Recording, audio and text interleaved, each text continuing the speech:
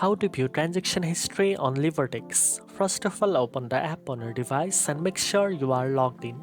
Now tap on the More section from the bottom bar to access your account settings and features.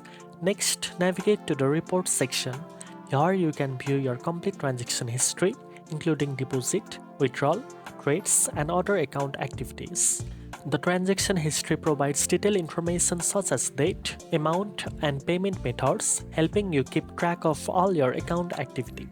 You can also review your payment balance and tick prices in this section, which can help you analyze your trading performance and make informed decisions.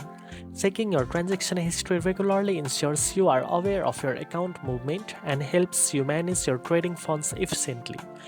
Now you know how to view transaction history on Libertex. If you found this video helpful, don't forget to like, share and subscribe for more trading tips.